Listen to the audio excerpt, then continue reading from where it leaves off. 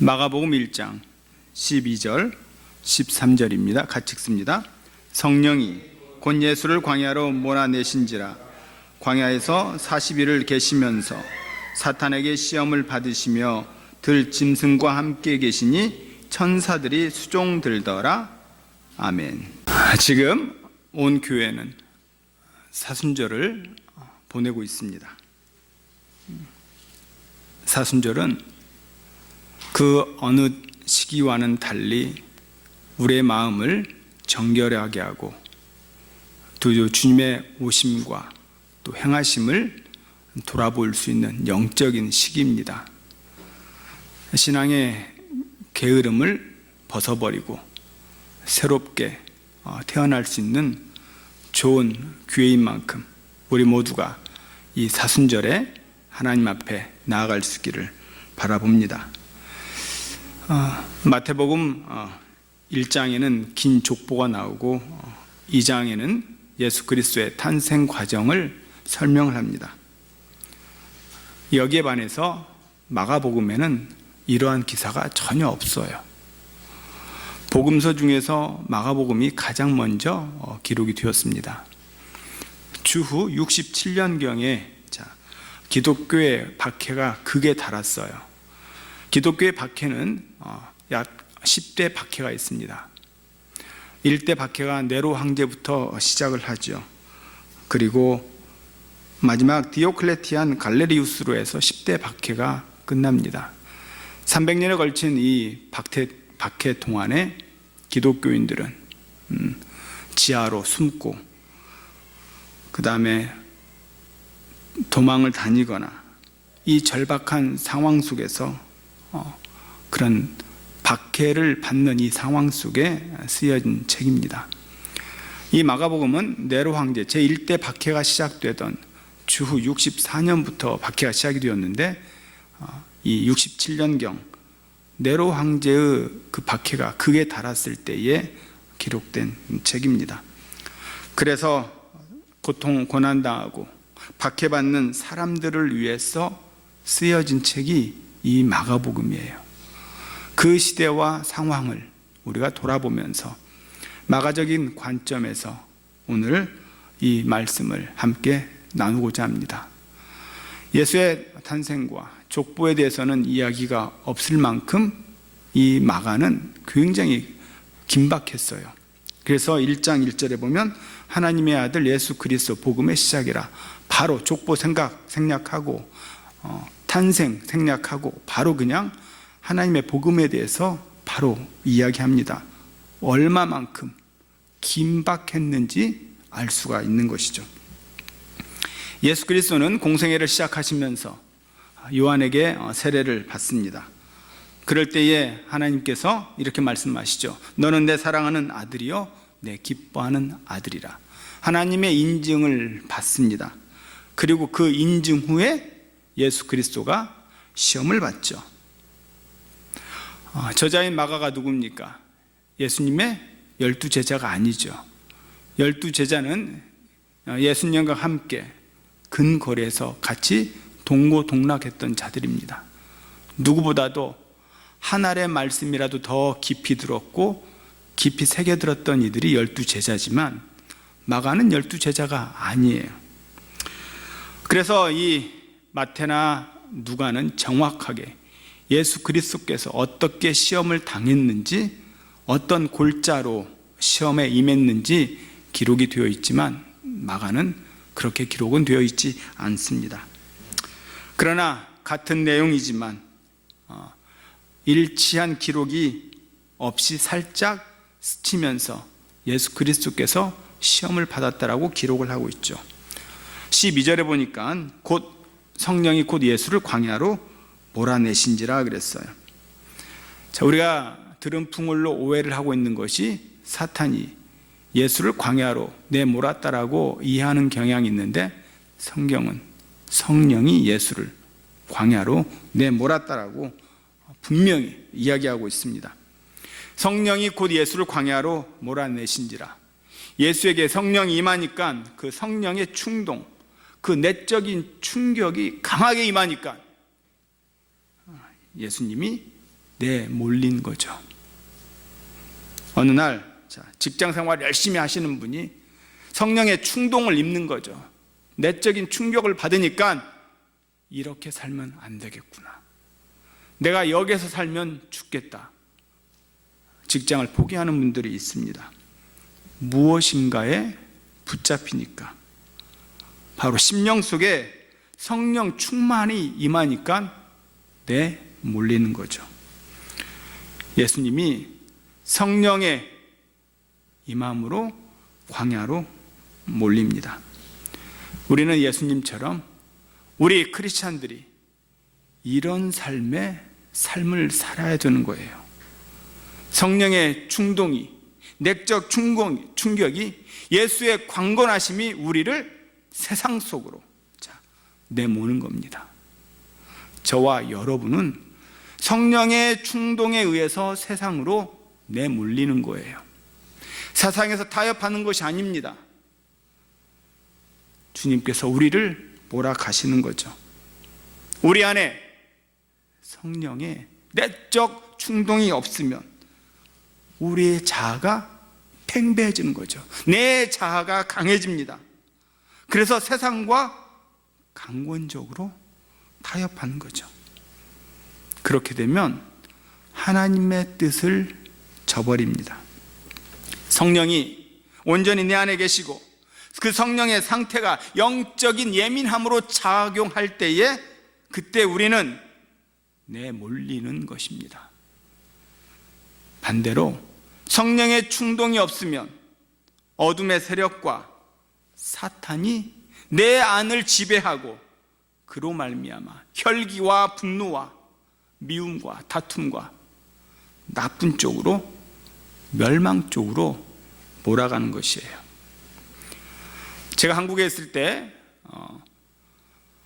이탈한 우리 청소년들과 상담을 여러 번 했습니다. 제가 만난 우리 학생은 중학교를 졸업을 하지 못했어요. 전과 5범입니다. 내가 처음 만났을 때 그 아이가 고등학교 2학년 또래가 되었으니까 17살 정도 되었죠. 그런데 전과가 5범이에요. 제가 그 친구를 만나면서 어두운 영에 사로잡혀 있는 그 아이를 보면서 아들아, 너 한번 멋지게 살아보고 싶지 않냐? 왜 인생을 그렇게 쉽게 낭비하느냐? 인생이라고 하는 것은 내가 주인이 아니다. 세상 사람들은요, 내가 인생의 주인이라고 생각합니다. 여러분, 인생이라고 하는 것은 내가 주인이 아니라는 거예요. 하나님이 주인이든지 세상 권세 잡은 자가 주인이든지, 우리 인생의 주인은요, 내가 아니야 하나님이든지 사탄이든지 둘 중에 하나입니다. 고로 주인을 잘 만나야 팔자가 펴는 거예요. 내 인생이 팔자가 펴고 싶으면 주인을 잘 만나야 한다. 너 한번 좋은 주인 만나볼래? 내가 그 학생에게 권면했습니다. 예수님이 너의 주인이 되면 인생이 고쳐진다. 예수님이 너의 주인이 되면 삶이 변한다. 그 친구가 이해를 못하죠. 또 한 번 죄를 범했습니다. 전과 6범이 되었어요. 그때는 제가 소년원에 가야 될 그런 상황에서 손을 쓸 수가 없었습니다. 결국은 그 학생은 소년원에 들어갈 수밖에 없었어요.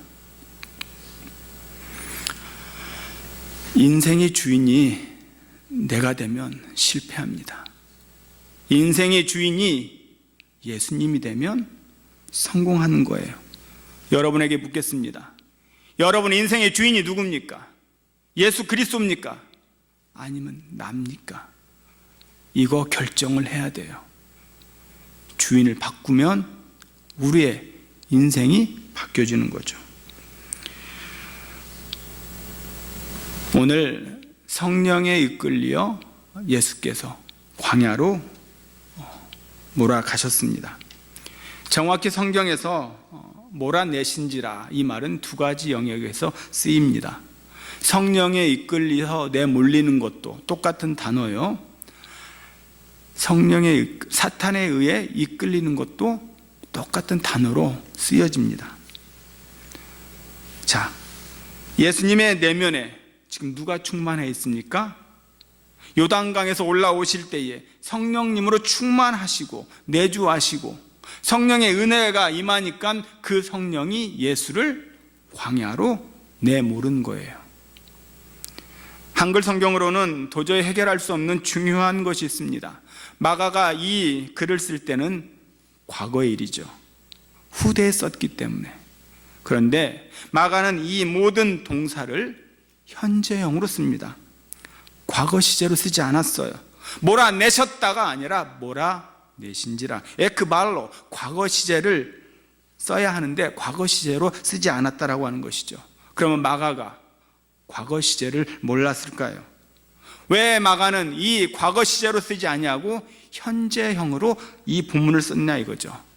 그것은 지금 끝난 것이 아니라 모든 성도들에게 우리의 인생살이에 계속적으로 진행되어 가고 있다라고 하는 것을 말씀하기 위함입니다.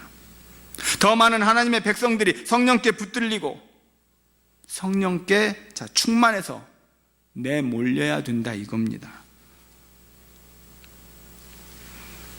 제가 직장 생활할 때에 성령의 은혜가 임하니까 제가 내몰린 거예요. 하나님의 자리로 저를 몰아가더라고요. 저는 그것을 거부할 수가 없었습니다. 그래서 직장을 포기하고 저는 주의 종이 되겠노라라고 신학을 다시 공부했어요. 성령께서 충만해지니까 내몰리는 거죠. 사람들이 왜 저가 그만두지? 왜 직장을 포기하지? 의아하게 생각했을 겁니다.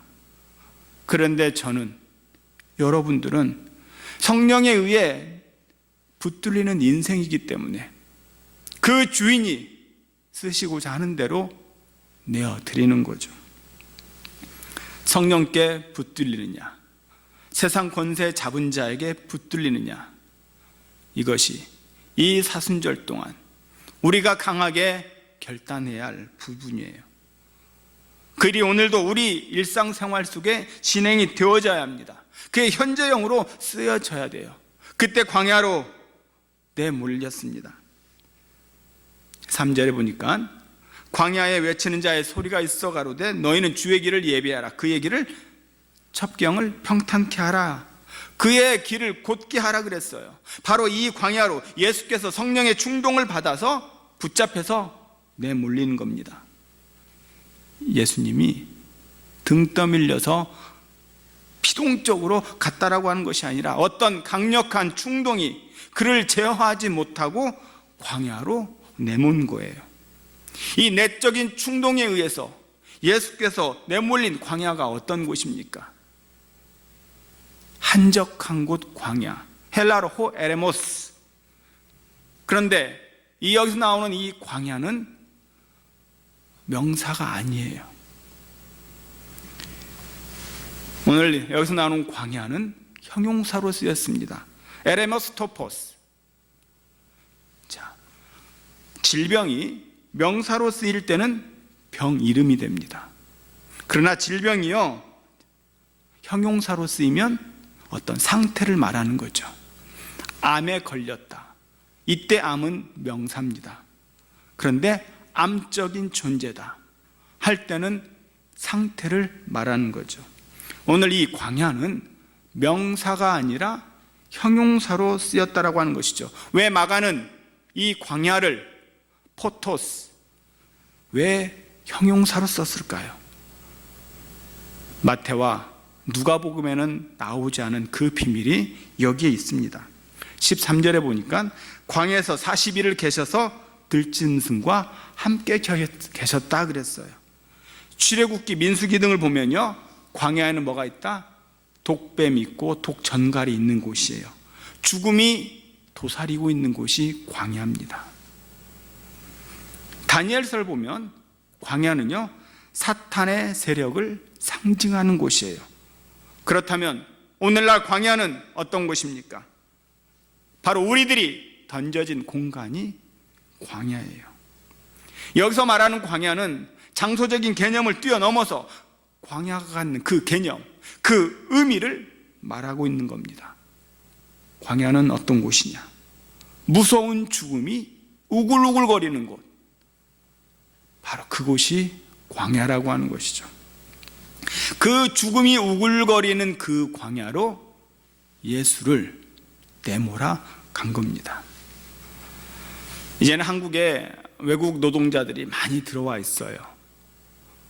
우리 한국 사람들이 이 외국 노동자들, 한국말이 서투른 사람들에게 골탕을 먹이려고 이렇게 이야기하죠. 자, 오늘 우리 점심은 뭘 먹을까? 야, 우리 할머니 뼈다귀 해장국을 먹으러 갈까? 네, 전혀 웃질 않네. 예. 자, 오늘의 간식은 눈깔 사탕을 먹을까? 전혀 웃질 않아요. 자, 오늘 우리 점심은 산채 비빔밥을 먹을까? 네. 외국인 근로자 입장에서는 와, 한국이 무서운 곳입니다. 산채로 먹어? 눈깔 사탕을 먹어? 할머니 뼈다귀를 먹어? 무서운 곳이에요. 네. 일터가 광야입니다. 자, 우리의 삶이 광야라고 하는 거죠. 그 광야에 하느님이 뭘 세우셨습니까? 교회를 세우신 거예요. 이 교회를 통해서 이 험난하고 힘든 이 광야에 놓여진 성도들에게 위로가 되고 힘이 되고 격려가 되기 위해서 교회를 세우신 줄 믿으시기 바랍니다. 그렇다면 교회가 어떤 곳이어야 되겠어요? 교회는 눈물을 닦아주고 서로 안아주고 위로해주고 격려해주는 곳이어야 돼요. 그런데 여전히 시기와 미움이 떠나지 아니하고 형식적인 사랑을 논하고 있다면 그곳은 교회의 역할을 못하는 겁니다. 교회는요, 복음 전파가 가장 중요하죠. 군함의 역할을 해야 합니다. 그런데 때로는 교회가 유람선의 역할도 감당해야 돼요.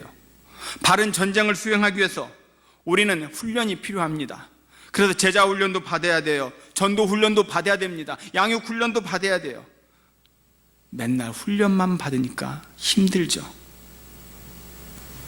그래서 우리 성도들끼리는 유람선의 개념이 있어야 합니다.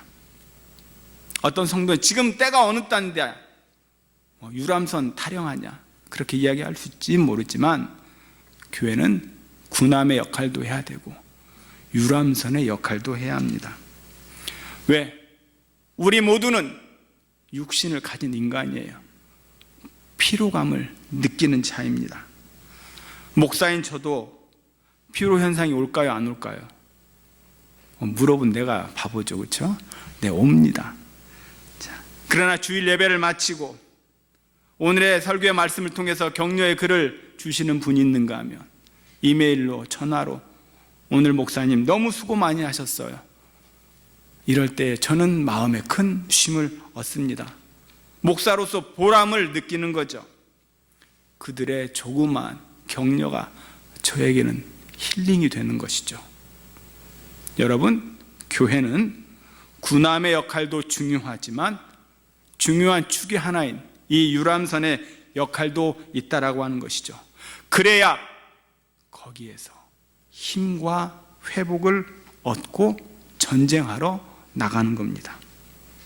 우리 예수님이 광야로 내몰렸어요. 광야가 얼마나 힘들고 무시무시합니까? 여기서 시험을 받죠. 성경을 보세요. 자, 며칠 시험을 받았다라고 나옵니까? 40일을 광야에서 시험을 받았다라고 이야기해요. 성경에서 40은요 매우 중요한 숫자입니다. 모세가 시내산에서 율법을 받기 위해서 40주야를 그곳에 있었어요.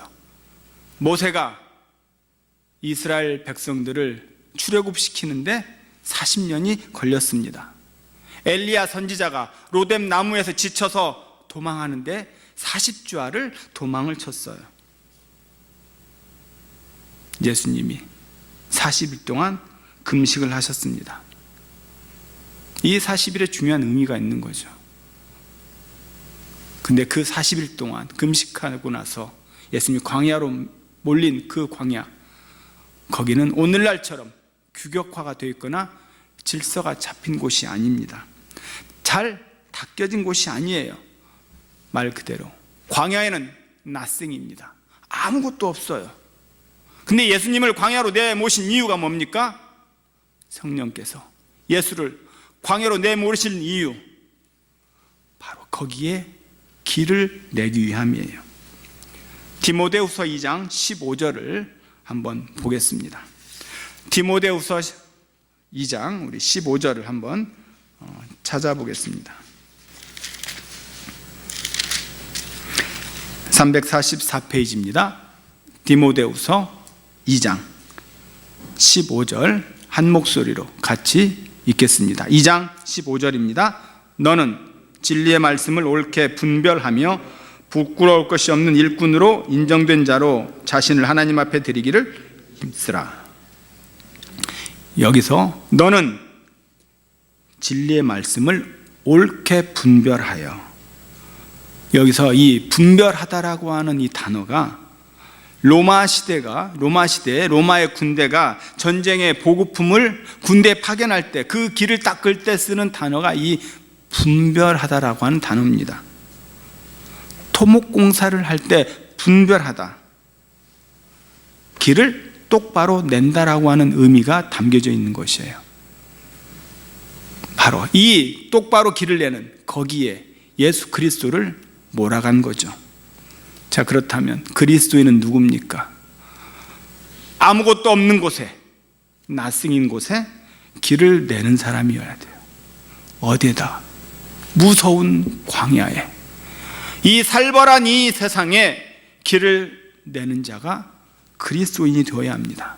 수많은 인생들이 방황하는 그 자리, 그들이 빛을 찾아서 나올 수 있도록 길을 내고 산을 뚫고 광야에 새로 길을 내는 역할을 그리스도인들이 감당해야 되는 것이에요. 예수님은 이 일을 위해서 이 땅에 오신 겁니다. 예수님은 그 길로 던져진 것이에요. 여러분, 우리는 이 길을 내야 합니다. 로마 제국이요, 자, 길을 내서 깃발을 꽂으면 거기에 로마 제국이 형성이 되었어요. 그 개념을 지금 성경이 인용을 하고 있습니다. 그렇다면 그리스도인들 길을 닫고 로마 깃발을 세우면 하나님의 나라, 하나님의 통치가 임하는 거죠. 그리스도인의 인생은 투쟁입니다. 우리는 권력 투쟁이에요. 하나님의 나라가 이기느냐, 사탄의 왕국이 이기느냐, 투쟁이라고 하는 것이죠. 이 권력 투쟁이 얼마나 치열합니까? 우리가 성령의 그 충동이, 내적인 충격이 임해야 이 권력 투쟁에서 승리할 수가 있는 겁니다. 우리 스포츠 중에 투 경기가 있죠. 스페인에선 투가 아주 유명한 경기입니다. 이 투 경기가 일어나기 전에 어떤 그 투에 사용될 그 소를요, 방목을 합니다. 놀게끔 내버려 두는 거죠. 실컷 먹고 실컷 자게 합니다. 평안하게 만들죠. 그러다가 투 경기가 임하기 며칠부터 그를 가둬뒀습니다. 소를 가둬두는 거죠. 빛이 들지 않고 아무것도 먹이지 않습니다. 눈을 가려요. 어떻게 되겠습니까? 소가 속된 말로 미치고 환장합니다. 답답해하는 거죠. 두 경기가 되는 그날 문을 활짝 열고 햇빛이 들어올 때 활짝 열어줍니다. 그때 눈을 열어주는 거죠. 문을 열어주고 이 소가 미쳐서 날뛰는 거예요. 허기졌지, 빛이 없었지, 그래서 온통 뛰어다닙니다. 독이 바짝 오른 거예요. 눈에 보이는 대로 이제 들이받으려고 하는 이 소입니다. 그럴 때 투사들이 바로 칼을 한 번씩 꽂죠. 온몸에 상처를 입어서 이제는 이 소가 더 이상 맞서서 싸울 기력이 없을 때 정체절명의 순간을 맞이합니다. 투사와 이 소가 1대1로 서는 거죠. 그 시간을 투에서는 진실의 시간이라고 이야기합니다. 소가 죽음을 맞는 순간이에요. 정면에 있는 투사와 한판을 벌여야 합니다. 소 입장에서는 내가 이기냐 지느냐, 진실의 순간인 거죠. 한순간이라도 삐끗하면은 자기가 당하는 거예요. 여러분, 우리가 사는 이 일상적인 순간순간이 바로 이 진실의 순간입니다. 우리 모르게 수없이 정면 승부할 때가 있는 거예요. 이처럼 예수 그리스도께서 진실의 시간으로 내몰린 겁니다. 사단이 시험하죠. 여러분, 예수님께서 이때에 바로 인생의 전 시간인 이 40일 동안 바로 히든 타임으로 30년 동안 숨겨져 지냈다가 드디어 공생애를 시작하니까 사탄의 도전이, 시험이 시작이 된 겁니다. 진실의 시간에 맞닥뜨린 거죠. 예수님이 공생애를 시작하면서 제일 부딪힌 것이 사탄의 시험이에요.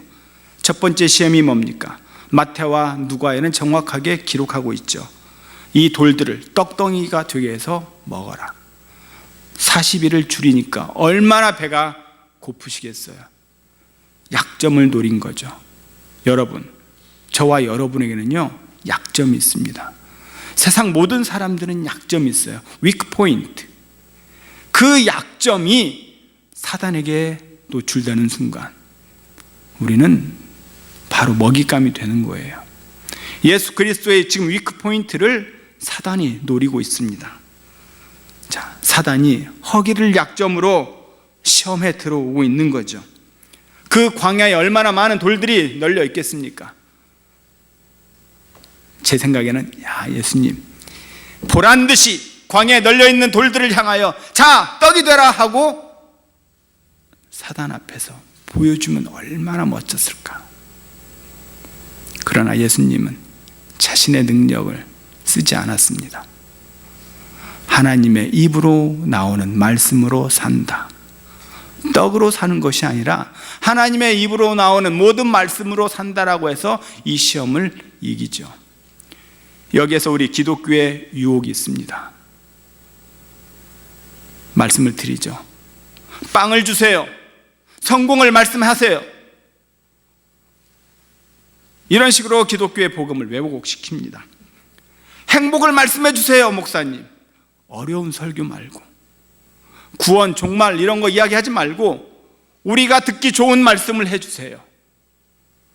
이건 기독교의 복음이 아닙니다. 그건 기독교 안에 주어진 사탄의 유혹이에요. 그래서 예수님은 하나님의 모든 말씀으로 나오는 것으로 산다. 이게 복음이에요. 하나님의 입에 나오는 모든 말씀, 그가 누굽니까? 예수 그리스도인 거죠. 예수가 복음이에요. 우리는 예수를 먹어야 합니다. 예수 때문에 살아야 되는 거죠. 예수님은 하나님의 말씀으로 시험을 물리쳤어요.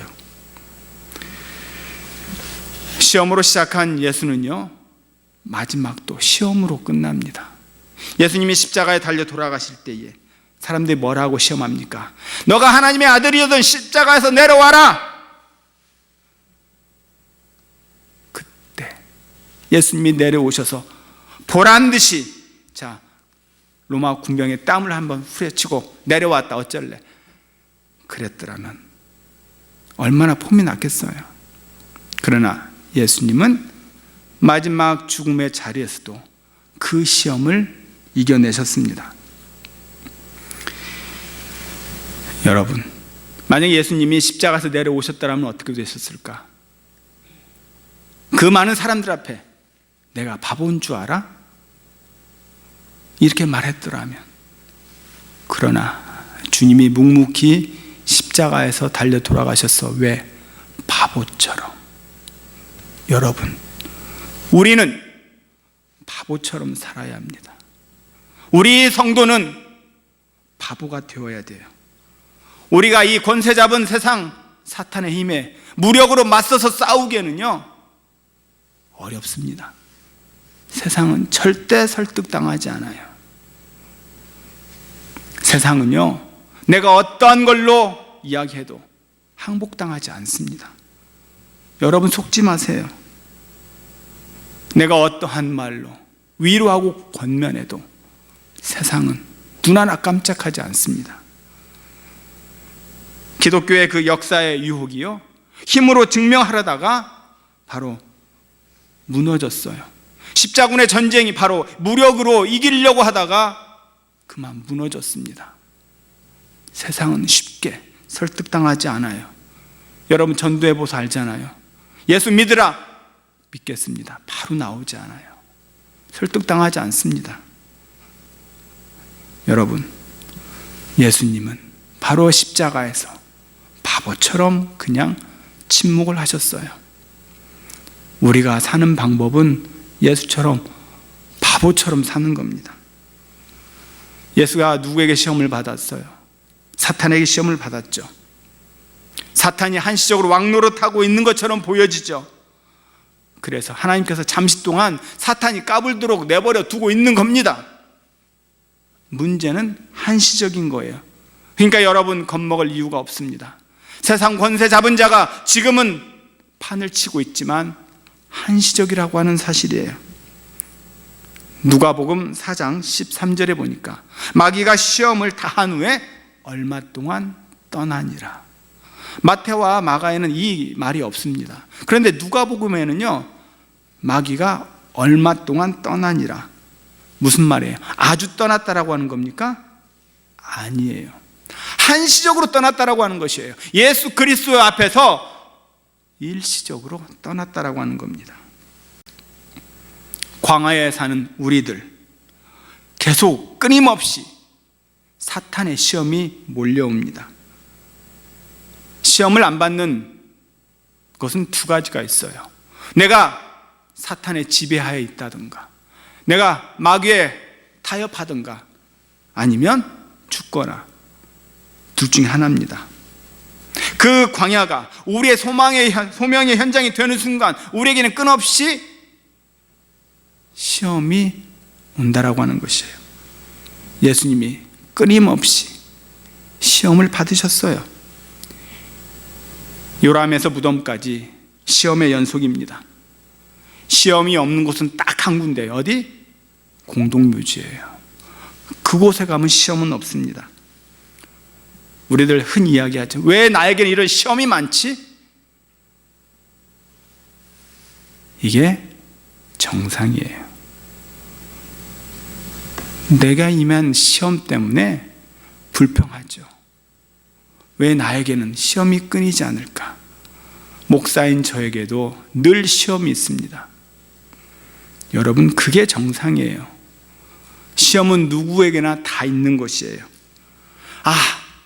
내일 월요일에는 어떤 시험이 올까? 이렇게 생각하면 안 되고요. 자, 나에게 어떤 시험이 와도 내가 주의 능력으로 이기리라. 그런 담대한 믿음이 있어야 되는 거죠. 어느 놈이건 오기만 해라. 내가 이길 수 있다. 그런 담대함이 우리 안에 있을 때에 한 주간의 승리의 삶을 살 수가 있는 거죠. 우리는요, 연약해서, 우리는 제한된 인격이기 때문에 늘 시험을 받습니다. 그러나 시험을 능히 이길 수 있는 권세를 우리에게 주셨어요. 오늘의 말씀에 뭐라고 했습니까? 들짐승과 함께 계시니 천사들이 수종들더라. 광야에는 죽음이 도사리고 있는 곳입니다. 무서움이 어마어마하게 있는 곳이에요. 그런데 누가 있다? 천사들이 수종들더라. 우리를 광야로 내몰아 가지만 우리에게는 천사들이 수종을 들고 있습니다. 이 말이 뭐예요? 시험을 당할 그쯤에 피할 길을 내시니 너희로 능히 감당케 하시리라. 이게 주의 말씀이죠. 여러분, 우리에게 시험을 줄 때는요, 감당할 만한 시험을 주십니다. 나는 죽을 것 같은데, 나는 지금 절벽 낭떠러져 있는데 하나님이 함께 하심을 믿으시기 바랍니다. 들짐승이 함께 있지만 누가 함께 있다? 천사들이 함께하고 있어요. 오늘의 말씀이 이 시험 같은 광야로 내몰리는 여러분들에게, 그러나 승리의 그 은혜로 우리를 인도해 줄 것이라 믿고 우리 모두 주님과 함께 승리할 수 있는 저와 여러분의 삶이 되기를 주의 이름으로 축원합니다.